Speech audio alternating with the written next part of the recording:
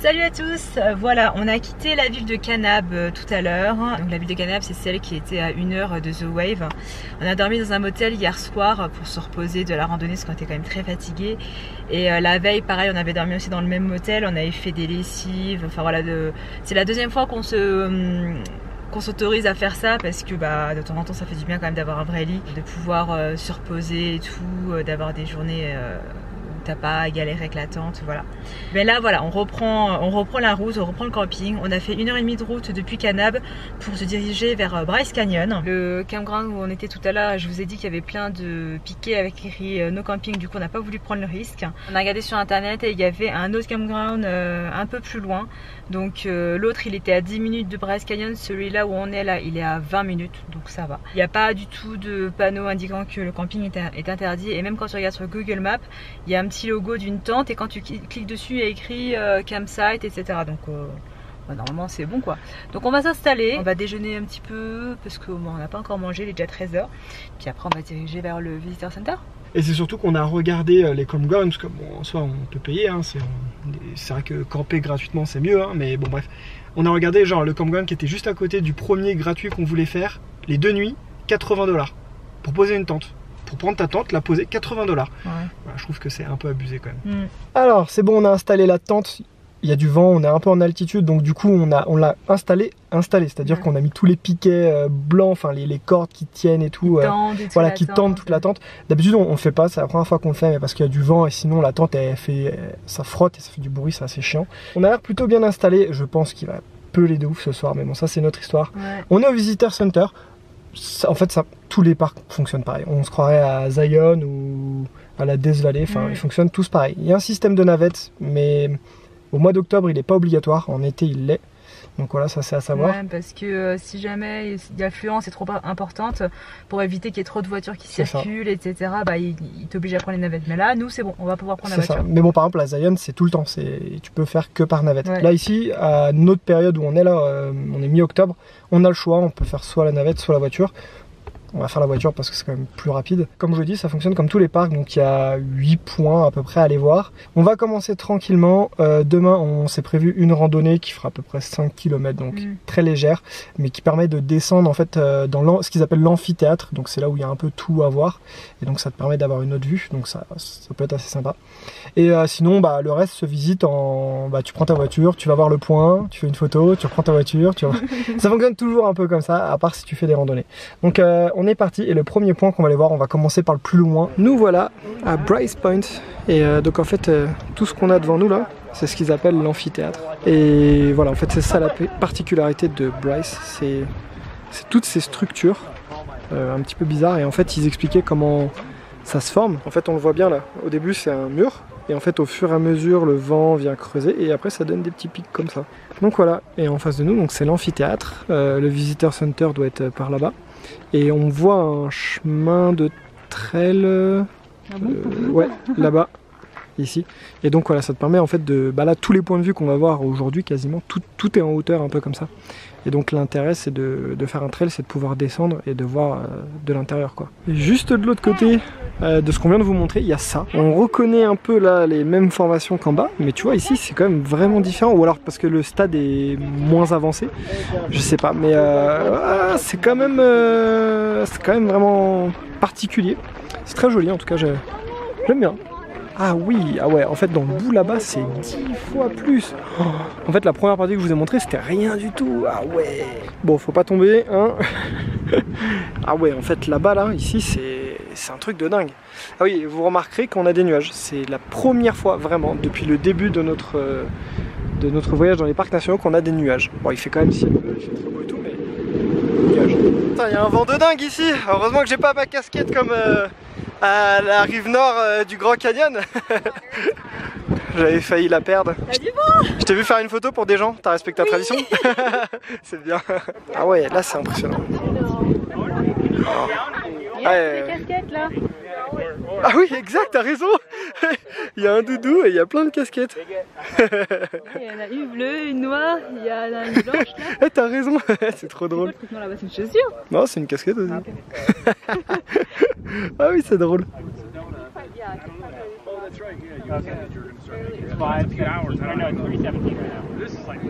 Bah écoutez, le premier contact avec Bryce Canyon, je comprends pourquoi ça a été élu le plus beau parc des États-Unis. C'est effectivement assez unique au monde, je pense, ce genre de formation. Nouveau point à visiter après 5 minutes de voiture. Nous sommes à Paria Vue. Rien à voir Paria avec genre les gens qu'on veut pas, ça n'a rien à voir avec ça. C'est par rapport au Paria Plateau, si je dis pas de bêtises, parce qu'il y a un plateau qui s'appelle comme ça. Et donc je suppose qu'on va avoir vue sur ce plateau. Bah oui, dans la vue de Paria View, ouais, je pense que ça va être ça. Hein. À savoir que cette vue, me demandez pas pourquoi, est interdite aux gens qui sont en caravane ou en les gros bus là, genre camping-car. Donc tu peux venir ici qu'en voiture. Ouais, t'as une vue un peu plus proche quoi. Et le plateau, c'est ce qu'il y a derrière? Et le plateau, c'est ce qu'il y a derrière, je pense, ouais. Pour l'instant, les deux points de vue qu'on a fait, c'est extrêmement bien aménagé. T'as un petit chemin comme ça à chaque fois qui t'emmène sur un point de vue un petit peu déporté. Donc c'est très bien fait. Il y a un trou dans le rocher juste là. Donc là, tu vois, celui-là, après, ça va se séparer au niveau du trou. Et puis ça va faire comme tout ce qu'on a vu juste avant, quoi. Bon, j'ai envie de dire, nouveau point. On est à Inspiration Point, le point de l'inspiration. Et nous sommes à 8100 feet d'altitude, ce qui doit faire 2300 mètres, 2500. Moi je suis pas convaincu par la vue là. Petite blague, oh, on rigole, hein, humour. Non, je pense que c'est pas là le plus joli point, je pense qu'il est à gauche. On dirait presque un genre de cimetière où tout est bien rangé et tout, c'est fou, hein. Ça pourrait presque faire un labyrinthe, genre là-bas là. Il y a une partie, ils sont tous derrière le moteur là. Ouais, ouais, effectivement, s'il y avait un peu de soleil, ça ferait ressortir les couleurs, mais bon, il y a du nuage. Et mais c'est quand même vraiment bizarre. Ça fait pas du tout naturel. Alors, regarde comment c'est tout rangé et tout. Et celui-là, il y a un trou au milieu, quoi. Moi, je dis c'est les aliens. C'est ça la zone 51. C'est ça la zone 51, ouais. On vous a menti, hein. C'est ici en fait. De tout notre voyage, c'est la première fois qu'on voit quelque chose qui ressemble à ça. Hein. Et effectivement, je suis pressé, tu vois, d'être demain pour aller randonner là-dedans. Genre, je sais pas, ça doit être bizarre en fait. Alors, je vais peut-être m'avancer un peu, mais je pense que notre prochain point, ça sera ici. Voilà. On peut y aller à pied aussi. Hein. Ouais, on peut y aller à pied, tu peux tout faire à pied. Canyon en fait, regarde, les gens ils y vont à pied. Ouais, c'est ça en fait, tu peux suivre. Il y a une randonnée qui s'appelle le Rim Trail, donc qui suit toute la falaise quoi en fait. Hein. Alors, on vient de regarder un petit peu tout ce qu'il y a à faire et bon, on a quasiment fait le tour en fait. Il n'y a pas grand chose. En termes de vraiment à regarder depuis sa voiture, là il nous reste Sunrise et Sunset Point qui correspondent chacun à lever et coucher du soleil. Je sais pas si on le fera parce que Sunrise c'est sûr que non, il faut se lever trop tôt et il fait trop froid. Et Sunset techniquement c'est faisable, mais c'est quand même jusqu'à 19h. Ce soir je pense pas qu'on va rester jusqu'à 19h et demain ça m'étonnera aussi. Bah on va randonner donc peut-être qu'on voudra rentrer je pense. Voilà c'est ça, donc bon des Sunrise, des Sunsets cette année on a quand même fait beaucoup donc c'est pas bien grave. Et, mais du coup ces deux points là on n'a pas trop envie de les faire simplement en voiture sachant que la randonnée qu'on va faire demain il passe. Donc on garde tout ça pour demain. Donc là on était en train de se demander un peu ce qu'il y a à faire et en fait il y a une route qui là par contre n'est pas desservie par les navettes, tu es obligé de prendre ta voiture qui va jusqu'à Rainbow Point, donc c'est vraiment tout au bout du parc. Et il y a 18 miles, il y en a pour 35 minutes. Et donc à l'aller, il faut aller tout droit. Par contre sur le retour, tu as plein de petits overlooks, donc plein de petits endroits où tu peux t'arrêter pour voir, par exemple il y a un pont naturel en pierre, etc. Donc je pense qu'on va faire ça du coup, parce que sinon ça ferait un petit peu tôt. Enfin en gros en 35 minutes on aura fait le tour du parc, donc c'est peut-être un peu rapide. On va aller se faire ça, ça a l'air assez cool, donc c'est parti les amis. Voilà, donc tout au bout de la Scenic Drive à Rainbow Point, à 9115 feet d'altitude, là ça fait haut. Hein. Et surtout il y a toujours beaucoup de vent, ouais. Je sais pas pourquoi ça s'appelle Rainbow Point. Bon, il y a plein de variétés de couleurs, hein, c'est sûr, mais pas Rainbow. Là-bas on voit encore les formations spécifiques à Bryce Canyon. On essaie de chercher pourquoi ça s'appelle Rainbow Point, mais on trouve pas. Par contre il y a plein de petites randonnées à faire ici. Tu peux faire du overnight bikepacking mais il faut un permis. Ouais, c'est 5 $ par personne le permis. Mais on a entendu des gens dire ça, qu'ils avaient campé en bas. Ouais, ouais, tu peux camper du coup en bas, tu vois. Group site. On est à Ponderosa Point. C'est vrai que là, elle me faisait la remarque que ça fait un peu comme le Grand Canyon en fait. À moins de vraiment aller de ce bout là tout au bout là-bas, et là tu auras des points de vue différents. Mais là, les points sont quand même assez rapprochés. Du coup, bon, la vue change, hein, parce que tu vois bien qu'on voit pas la même chose que tout à l'heure, mais ça se ressemble. Ça se ressemble un petit peu. Du coup, je sais pas si on va peut-être pas nous déjà faire tous les points, puis je sais pas si on va tous vous les montrer, parce que sinon ce sera peut-être un peu trop répétitif. Ça n'enlève rien à la beauté du lieu, hein. Comme on vous l'a dit, je crois que c'était justement au Grand Canyon. Au bout d'un moment, on devient pas un peu blasé, mais ça devient presque la normalité. Ouais.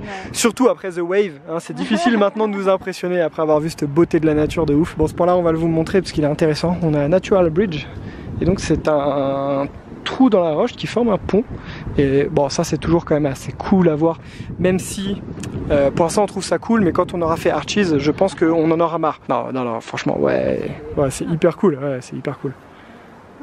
Ouais, faut aller plus là-bas, ouais. Bah là où il y a tout le monde en fait.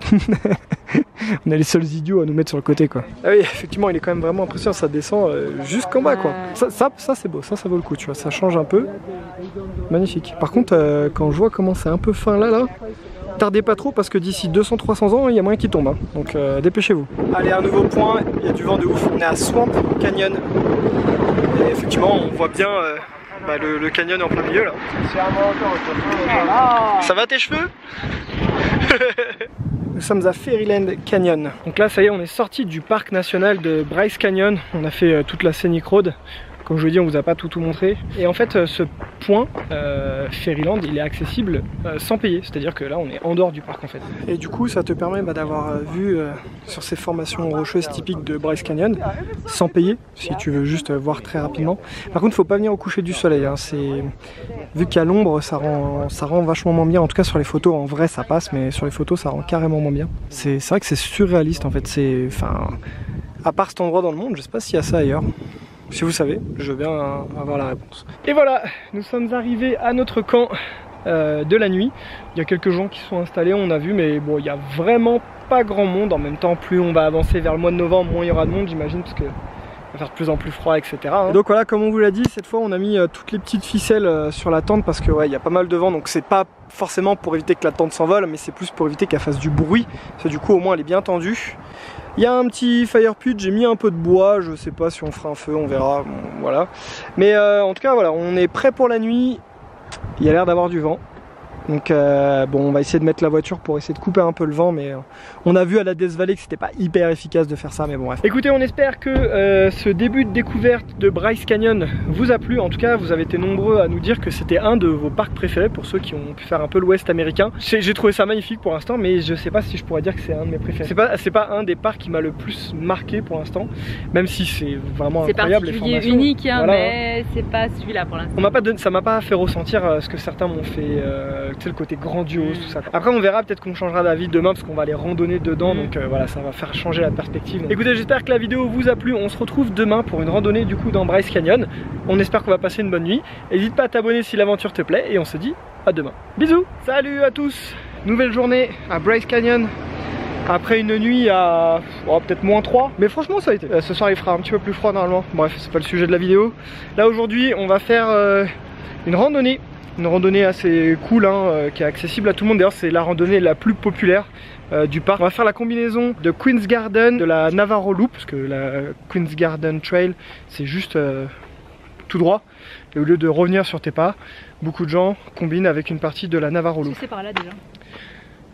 Bah, je crois que j'ai vu Sunrise Point, c'était par là-bas. On va partir pour 5 ou 6 km, vraiment tranquille. Par contre je suis très curieux de faire cette randonnée, parce que on va descendre dans le canyon. Donc on va avoir carrément un tout nouveau point de vue sur ces formations géologiques typiques de Bryce Canyon.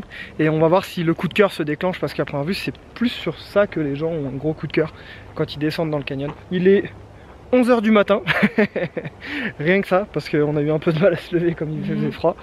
Mais bon, on n'est pas les seuls, il y a plein de gens qui sont en train de démarrer la rando. On a bien un petit déjeuner, donc on mangera pas ce midi. Puis à côté de Sunrise Point, il y a un market et tu peux prendre une douche. Donc comme ça, on est garé juste à côté de la douche. Enfin voilà, c'est parfait. Départ de la randonnée au Sunrise Point. Tu peux commencer aussi au Sunset, hein, c'est vraiment au choix. Mais c'est conseillé de le faire plutôt dans le sens des aiguilles d'une montre. Donc vaut mieux commencer à Sunrise du coup. Quand on est arrivé au parc, comme à chaque fois, ils te donnent une map. On avait eu ça aussi à la Death Valley, un espèce de petit journal, genre en mode le quotidien du parc. Bon, j'imagine que c'est quasiment tout le temps le même. Et en fait, j'ai repéré un truc dedans, c'est assez intéressant à lire, hein. Ils expliquent beaucoup de choses. Et il y a un programme qui s'appelle I Hacked the Hoodoos. Donc les hoodoos, c'est les espèces de formations géologiques où Ça fait une pointe avec une pierre en haut. Non, les hoodoos, ça n'a pas été nommé par Michelle Obama, mais par contre le programme I Hack the Hoodoos, ça a été mis en place par Michelle Obama. En fait, faut marcher un minimum de 3 miles, donc ça fait 5 km, et faut repérer 3 benchmarks minimum, et tu as le droit à une récompense au Visitor Center. On sait pas, il n'y a pas écrit, il y a écrit juste a special reward, donc on ne sait pas ce que c'est, mais on a envie de le faire. Donc on va essayer de choper, la rando ça va le faire, et on va essayer de choper les 3 benchmarks pour avoir cette... Donc du coup il y a des benchmarks un peu partout dans le parc, il faut prendre ceux qui font partie du programme I Hack the Hoodoos, et en gros, soit tu prends une feuille de papier, un crayon, et tu fais du pencil rubbing, je sais pas comment on peut dire en français. Tu frottes ton crayon sur un truc en relief sous une feuille et que tu grattes avec un crayon, ça recopie. Voilà. Donc en fait, soit tu fais ça, soit tu te prends en selfie devant la marque, et c'est pour prouver que tu es bien passé par 3 benchmarks. Voilà, après tout ce blabla, on vous montre enfin un peu de paysage. Les couleurs sont juste incroyables. Queen's Garden Trail, c'est là qu'on va nous. Et ça y est, hier on avait des nuages, et aujourd'hui, regardez, il fait la même météo qu'on a depuis le début du voyage. Donc la météo est revenue. On a eu de la pluie cette nuit, genre au moins 4 gouttes je crois. Je crois que ça devait être ça à peu près, peut-être 5, allez. Ouais. Mais il a plu techniquement. Et voilà, on est parti le Queen's Garden Trail. On voit déjà du monde dessus, il y a même des enfants et tout, donc bon, faut faire gaffe à pas tomber comme un débile dans le trou. Mais normalement ça devrait aller. Et puis ouais, c'est assez family friendly je pense, parce qu'il y a des gosses et tout. La descente ça va aller, c'est plus la remontée qui va être rigolote. Le démarrage des randonnées est toujours un peu difficile, hein. Le temps que le cardio se mette en route et que les jambes se réchauffent un peu, sachant qu'on est encore un peu gelé là. Et puis on randonne un jour sur 2. Donc mine de rien, pour moi c'est beaucoup. C'est quand même, c'est pas mal quand même, hein. Non mais ça vaut le coup, hein. C'est que tu prends une année de vacances, mais au final tu te reposes quoi. Bon, après c'est quand on va revenir en France et qu'on va rien faire, qu'on va glander toute la journée, qu'on va dire qu'on se fait chier. C'est assez drôle parce qu'à cause de l'érosion, toutes les racines sont à la surface, hein. L'air enfin le vent a déterré toutes les racines, c'est assez drôle, hein. Ah regarde, on dirait une arche, et non c'est une blague. C'était 2 rochers séparés. Si tu l'avais vu, t'as le droit à 3 points cailloux. Bravo à toi. En fait là c'est plein de zigzags pour descendre tranquillement dans le canyon, quoi. On continue de descendre. Bon, la descente est assez douce, hein. À chaque fois il y a des petites remontées pour voir un peu le point de vue, quoi. Mais voilà, c'est bien balisé, c'est simple. C'est pas, il n'y a pas de barrière ni quoi, mais bon, c'est assez large pour ne pas avoir à tomber. Après ce petit passage là, il y a une petite porte. Je pense que c'est par là qu'il faut qu'on aille. Bah oui, je pense. Ouais. Étant donné qu'on commence à bien descendre, on arrive au pied de ces espèces de formation de hoodoos. C'est pas ça les hoodoos aussi? Non, pas tout à fait. Non, c'est pas ça. Les hoodoos en fait c'est une pointe et au bout tu as vraiment un gros rocher qui est en suspens dessus. C'est sympa à voir. C'est plus sympa d'en bas. Enfin plus sympa, c'est un autre point de vue quoi. C'est tout petit, hein. Salut, thank you. En termes de hauteur, faut pas être trop grand, hein. Non, faut pas être trop, mais t'as vu la largeur du truc? Ouais, la profondeur plutôt. Ah, la profondeur. Ouais. C'est drôle parce qu'il y a une famille américaine là qui marche plus ou moins devant nous, après nous, quand on se rattrape à l'autre. Et ils ont une fille, elle doit d'être au collège, je pense. Puis d'un coup, elle se met à nous parler en français. Et son père nous explique que, ouais, bah, elle apprend le français au collège, je crois. Ouais. En deuxième langue, et elle comprend mieux qu'elle ne le parle, mais bon, déjà, c'est bien, hein, ce qu'elle nous a dit. Et c'est vrai que, comme on vous l'a déjà dit, je crois, ils sont vraiment très avenants, les Américains, régulièrement, c'est d'où vous venez, etc. Vraiment très sympa. Voilà, il y a un peu beaucoup de monde. Oh là là. Tu crois qu'ils sont devenus blancs au bout parce qu'ils ont perdu leur couleur, leur pigmentation? Ils se sont décolorés avec le soleil? Je sais pas. On dirait un peu des pièces d'échecs ou... Ouais, un peu. Sur les angles, tu vois des trucs différents, comme les nuages. Je trouve que là, on dirait vraiment des stalagmites. Des stalagmites, oui. Des stalactites, je sais plus c'est quoi. Bah non, stalagmites, ils montent. Ah, oui, bah. Stalactites, ils tombent. Bah voilà, bah, stalagmite. Moyen mémotechnique que j'ai appris à l'école. Nous voici à Queen's Garden. Alors, je sais pas pourquoi on appelle ça comme ça. Faut regarder sur l'écriteau. Peut-être parce que ça fait un peu le jardin de la reine, genre c'est comme si tout ça c'était des plantes, tu vois. Merci de m'expliquer Queen's Garden par la traduction de Queen's Garden. Ok, ça s'appelle Queen's Garden parce que l'extrémité de la roche là, ressemble en fait au profil d'une reine. Mais c'est quelle statue? La reine Victoria. Ah ok. Et ça ressemble à la statue de la reine Victoria. Donc Queen's Garden. Ah ok, d'accord. Ah ouais, d'accord. Du coup tu peux montrer? On est bien au benchmark, donc c'est ça. Ouais, le benchmark. On sent que c'est en relief, donc tu peux mettre un papier ou alors tu te prends un selfie avec. Ouais. Et donc c'est soit tu prends 3 benchmarks ou tu marches 3 miles. Tu vois, je trouve que parfois les comparaisons, les images qu'ils te donnent, c'est un peu comme quand ton prof de français t'explique, te fait une explication de texte. C'est exactement tu vois, l'auteur a voulu dire ça, mais en fait il n'y a rien du tout, c'est juste l'imagination du prof. Et bah là c'est pareil. Pour moi ça ressemble à... Je sais pas. Rien du tout. Si, ça ressemble un petit peu, mais le mec qui a trouvé l'image de ça, il a bien cherché quand même. Ouais. Donc le programme Hike the Hoodoos, qui a été mis en place par Michelle Obama, permet de rester en bonne santé. Et tout ça a été possible grâce au support généreux de la fondation Coca-Cola. Ben oui, bien sûr, pour rester healthy. Hein. Bah oui, c'est ça en fait.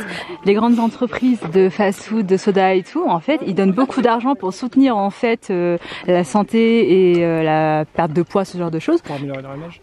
Pour améliorer leur image, ouais. En fait, c'est un peu des gros pots de vin, quoi. C'est ça. Voilà, on s'est pris en photo avec le panneau.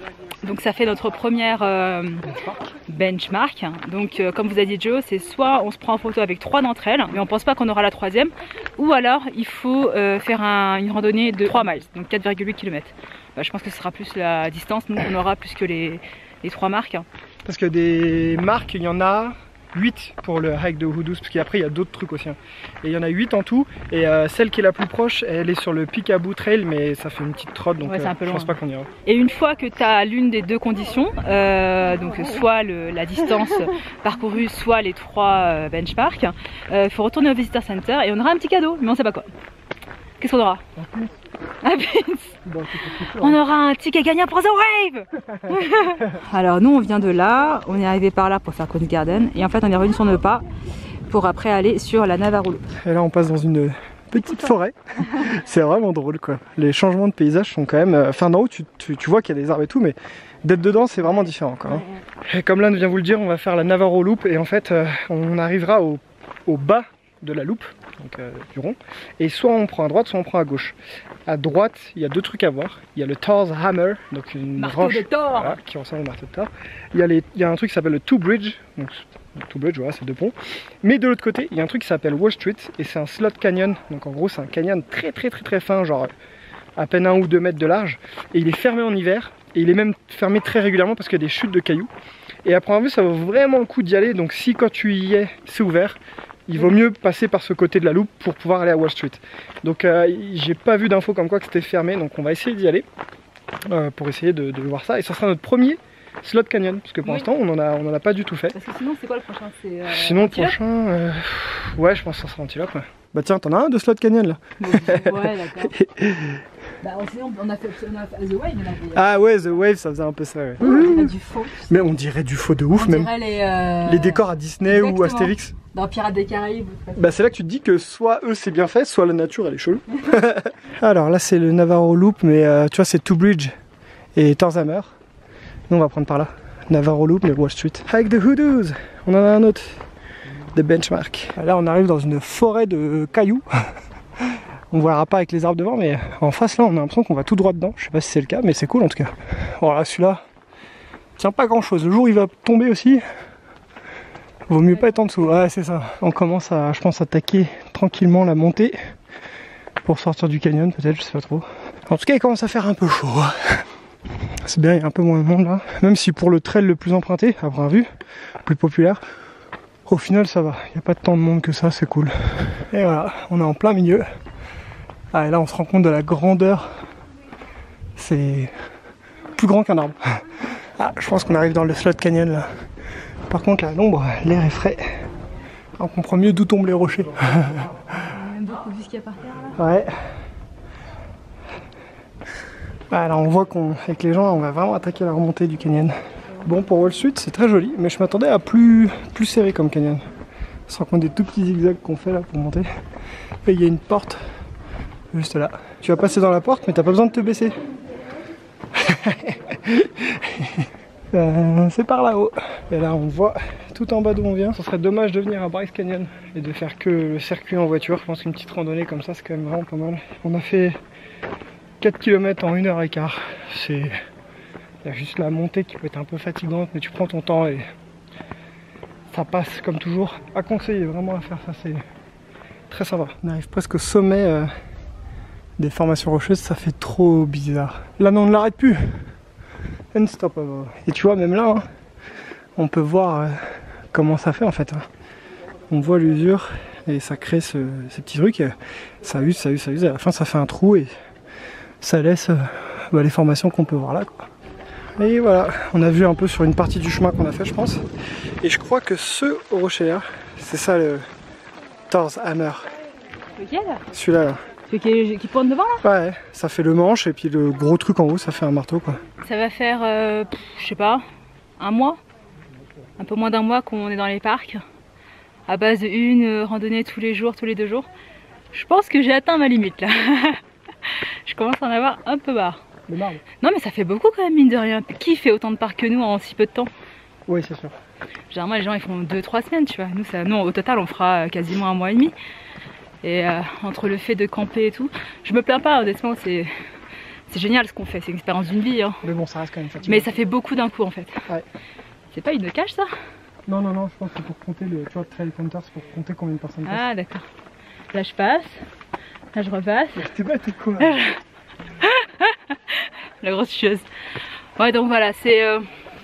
je sais pas si vous avez déjà fait comme nous, vous, c'est-à-dire faire aussi long, quasiment tous les parcs d'un coup en un mois et demi, mais ça fait quand même beaucoup. Hein. Ouais, bah, comme elle dit, avec le camping et tout, ça reste quand même fatigant de pas prendre des douches tous les jours des fois, etc. C'est pour ça qu'on fait un petit motel de temps en temps histoire de se reposer. Non, et puis même au-delà du fait que ce soit de la rando ou du camping, tout ça, visiter sans cesse comme ça. Ouais, ça fatigue un peu, ouais. Ouais, donc ça sera dans le bilan de l'année. C'est ça, on en parlera dans le bilan.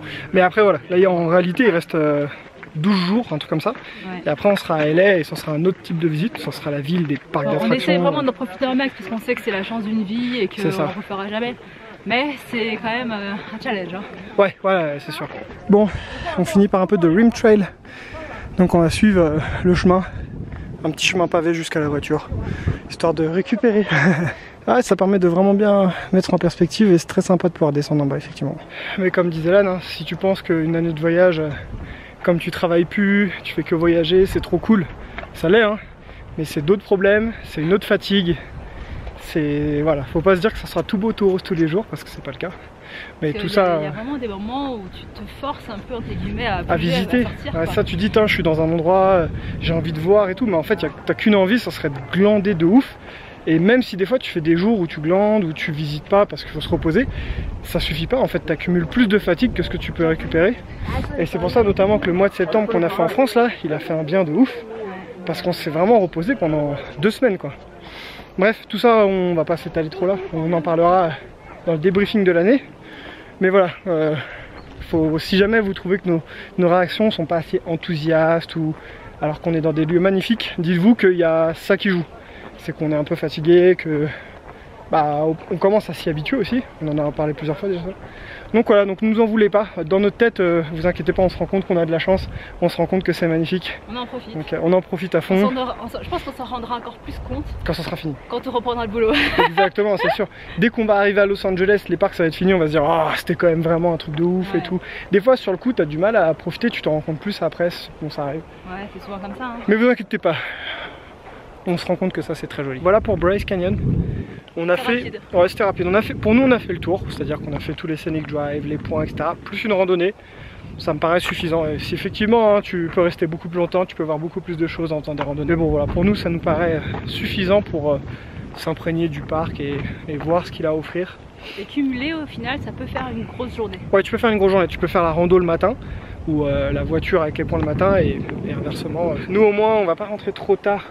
Il va être 13 h, le temps de prendre une douche, de faire la route, etc. Au moins on sera assez tôt à la tente et on pourra se reposer. Demain prendre la route, il y a quand même 2h30, 3 heures de route pour aller jusqu'au prochain parc qui sera Capitol Reef.